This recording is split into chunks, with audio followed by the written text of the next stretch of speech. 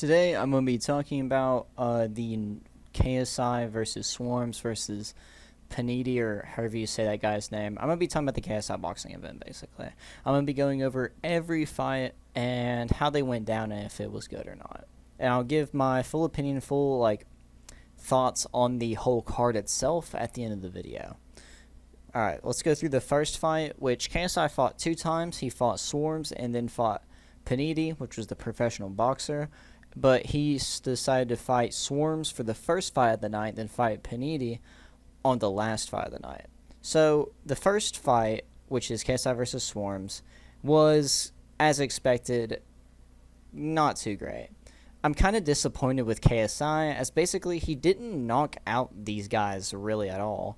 What ends up happening in this fight is Swarmz tries to throw some, but is also like running away a lot and twirling around and such, trying to dodge the punches and trying not to get hit. It seems like he was afraid of getting hit, which is fine. But as well as he only had 2 weeks to train, he had to lose a bunch of weight to actually make the fight. And you can see from the weigh-ins that he just wasn't ready physically. You can tell that this fight shouldn't have really happened. I understand that 2 fights in a night, that's something to you can have on your head, but overall this one was an easy fight, as this man trained for 2 weeks and to lose a bunch of weight in the process. So, but I mean, he put up a little bit of a fight, but nothing really impressive. KSI, he ends up giving up after a down in the second round, which, yeah, he actually makes it 2 rounds with KSI, well, 1.5. And then he just gives up after being knocked down once. I think there's a couple of other knockdowns as well, but I can't remember it too well. Alright, so the next fight. So the next fight was Deen The Great versus Evil Hero. I don't really know anything about these 2 people. I know that Deen The Great was wanting to fight for a while and didn't get a chance. And then I have no idea about anything about Evil Hero. And Evil... What ends up happening is that Deen The Great gets a good knockout early. I think it's in the first round in the first few seconds. Well, not first few seconds, but it was really quick into the first round. He gets the knockout. And yeah, it was okay. I liked having the knockout. The funniest part is that he tries to do a backflip with gloves on and everything. Ends up failing and hitting his head on the boxing and the ring. He ends up hitting his head in going face first into the ring, which it was funny, and he ended up laughing it off. I'm going to try to show the footage of these knockouts, but I don't know if YouTube's going to allow that, because I feel like I'm just going to get my video taken down because it's footage of a fight you had to pay for. So, I mean, I'm probably not going to show anything, but I have seen YouTubers show, Deji's fight and stuff. I've seen the fights on Twitter. The next one, Hyde versus Iamthmpsn.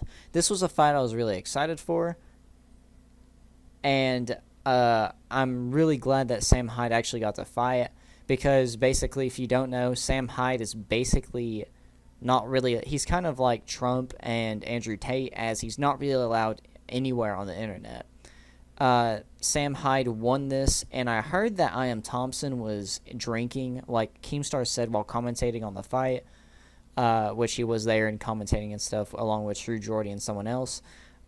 He says that he saw on Iamthmpsn's story that he was drinking and stuff, which, if you don't know, fighters usually stop drinking, smoking, and they even beating off. They quit all of that to make the performance a lot better. So Iamthmpsn was apparently drinking and stuff, so he might not have been taking this too well. The thing is that these 2 people are the heaviest people on this card, and they're they're over 200 pounds both. Keemstar said there's around 500 pounds in the ring. I can't remember their specific weighs. But these are 2 big people, and they both got really tired really fast, like usually they do. But Hyde was throwing some good hits, and he has a really mean straight. The straight is what got Iamthmpsn the most. And what ends up happening is Hyde wins in the, I think, 2nd or 3rd round by a straight that takes down Iamthmpsn. So the next fight is Saul Papi versus Andy Warski. I think I remember Andy Warski, but I don't know. But I remember Saul Papi, and people are actually really looking up towards him, and they're really excited to see him fight again, because this guy ended up knocking out Andy Warski in like the first 10 or 20 seconds of the fight. This was a super good fight for him. It was a clean knockout too, and that's all I really have to say. He's really, people are really gassing him up right now. People are really hyping him up. I should have said hyping him up. I don't know. I said gassing him up. But a lot of people are really liking him now, and even more than before. And they're wanting him to fight KSI. They're saying that he is a good opponent for KSI. And I kind of agree, because this man is a beast. He is big, but he is fast. And he has power behind those punches. The next fight I'm going to be talking about is Kinney versus Faze Sensei. Now, Kinney has a history of basically getting fights handed to him, like W's handed to him, because in his last fight, Kinney versus Faze Temper, he got the win by decision when everyone thought Faze Temper was supposed to win. And in this one, Kinney wins by decision again. Also, if you don't know, which some people don't know, like Kavos kept saying that Faze Temper was like still lost and didn't get the win back, like he didn't know, I'm guessing, by how he was saying it. But anyway, to go on with what I was saying, Kinney ends up getting that W overturned against Faze Temper, so he was 0-1, and Faze Temper has that win. But now to go on to current times, we do not know if this is going to get overturned or not, and a lot of people on Twitter and a lot of people in general are really surprised that Kinney won, and you can see in this picture, he's even surprised himself that he won. So I feel like this is going to get overturned at some point. After Kinney is said to be the winner by decision, FaZe Clan tweets this out, reacting to Faze Sensei's loss. "We've lost all respect. Sorry, this is absolutely rigged for money or ratings, we're not sure which. We won't be silent, we saw it live, sorry."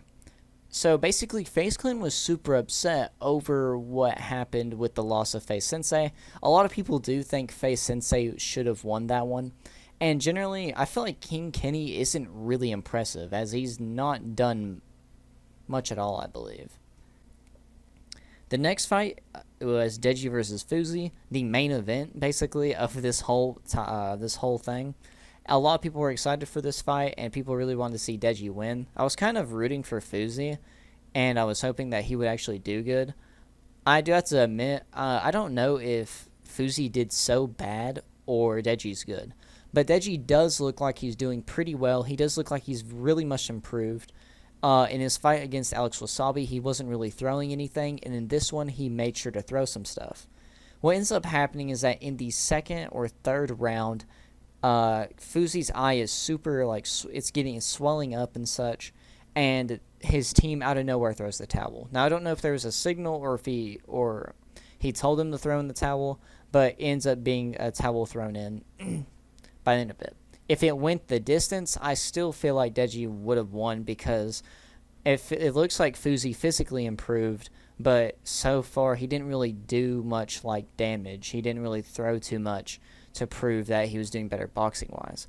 But props to Fousey, though, as basically he completely changed his life. If you don't know, he was really bad off mentally and had a bunch of stuff happen a while back, and then now he's converted to this physically in shape and doing a lot better. So congrats to him. He still ends up with a W, as basically he's turned his life over. So the next fight is Faze Temper versus Slim. This one I was really surprised on, and so were a lot of people. Faze Temper proved that he was good by going against Kinney. Slim is a lot taller than I thought he'd be, because him and Faze Temper were about the same. What ends up happening is Slim knocks out Faze Temper in, I think, the second or third round. I can't remember. But it ends up being a knockout. He actually falls to the floor and everything. And Faze Temper said on Twitter that he felt fine and was ready to keep going. But if you look at the footage, he was out. He was really gone, it looks like, because he was swaying around after he got up and such. Maybe if he had an extra couple of seconds to recover, maybe he would have been ready. But I feel like still he just would have gotten knocked down again. So I feel like that was the best decision. It does suck that it sucks that he lost, though. Blueface also commented on this, saying, Faze Temper was not ready for me, which I can kind of believe. And no one really wanted to see Slim win, and people were really surprised. So now we're going to be talking about the the quote-quote main event. KSI versus Luis Alcazares Pineda. I'm white, okay, so forgive me. This is the worst fight I've seen. Swarmz did a better performance than this Pineda guy. And the reason I say this, and also sorry if I say his name wrong, but I don't really care. He doesn't really deserve his name to be said right after what he's done. Basically, what ends up happening is that this kid is, for a fact, 2-3. He's 2-3, so he's negative. As well, basically, every time he got hit, he would declare it, he would complain that it was a hit to the back of the head. And he would constantly take knees. He would constantly complain about, oh, it hit me in the head, oh, this and that, and then take knees to, like, get timeout and stuff. It was really weird. Also, he was running away for most of the time. And the thing is about this guy is that he was slimmer and taller than KSI. Like, if you're taller than him, you should feel like you have an advantage, and you should feel a bit more confident. But this guy had no confidence in this fight. He was running away the whole time. He was complaining every chance he could get. Now, there could have been a couple times where it was a hit to the back of the head, but most of the hits that he got were either right to his face or to the side of the head, which isn't the back of the head. It was really ridiculous, and it was very disappointing, and even commentators such as True Jordy and whoever else was with True Jordy and Keemstar were just complaining the whole time about this guy, as basically he was super annoying. So understandably complaining about this professional, quote-quote professional boxer. They're giving licenses to people like this. If you truly watch this, you'll understand what I'm thinking and what I'm saying. What ends up happening, if you don't know, basically in the second round, he ends up just giving up, or he like takes another knee or gets knocked down again, and ends up just like sitting there for the whole 8 seconds or whatever you get, and it was over. The ref called it off. One thing I also want to say is that this isn't KSI's fault that this became so bad. He planned on just fighting Alex Wasabi, but then Alex Wasabi backed out. And then he had backups, which the backup ended up being Swarmz, which last 2 weeks got to train and lose the weight for the fight. So, and also, they didn't know that this quote-quote professional boxer would act this way. I believe that KSI would, and everyone at DAZN would have not let this guy in the ring if they knew that he was going to act this way. Also, I'm kind of disappointed in KSI, as he claims that he's improved and can knock people out, but didn't knock either of these guys out. He didn't tap them out cold, or knock them out cold.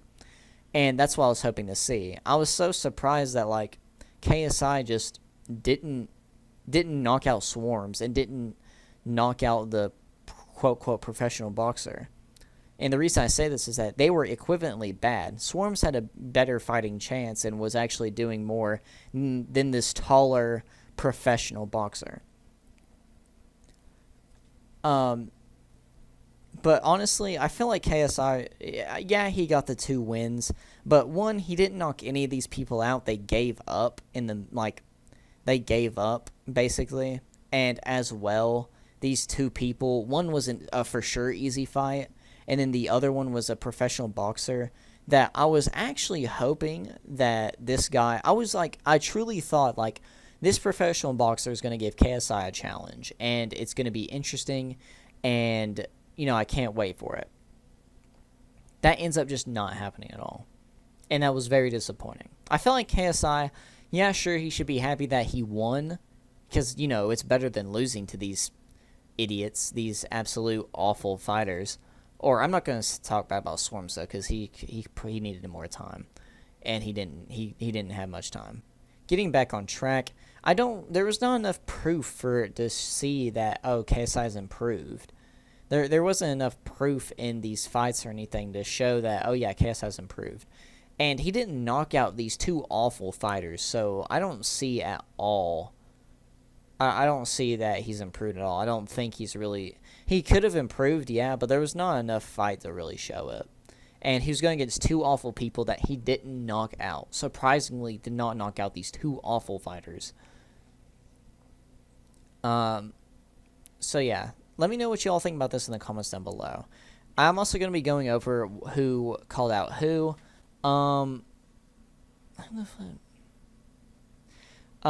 Sam Hyde calls out Hassan Piker. I'm going to be making a whole video on that, as basically Hassan Piker is afraid of Sam Hyde.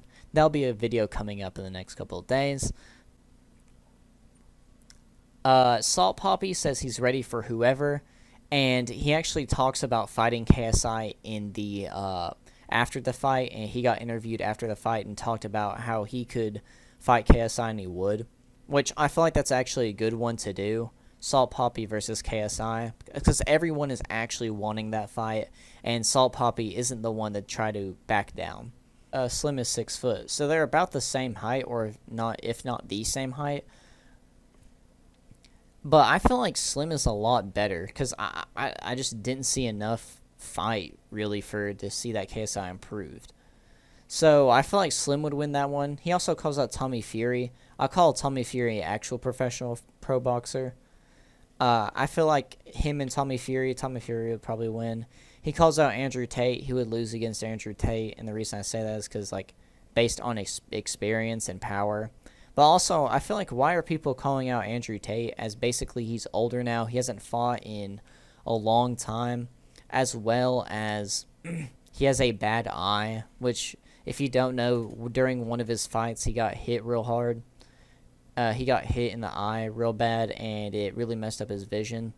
So, I mean, why call him out? Tell me what y'all think about the card in the comments down below. Honestly, the card was kind of mid. There was some good fights and stuff on it, but the big chunk of it that you wait for is the main event, and the main event was just poor, and some of the fights just weren't exciting. Fousey, I don't think is surprising, because I was just kind of disappointed of the performance. And the Kinney versus Faze Sensei one was disappointing. The one against Slim was surprising. The two main event ones were trash. So yeah, basically the undercard really carried it. So I'm gonna say that overall this card was mid.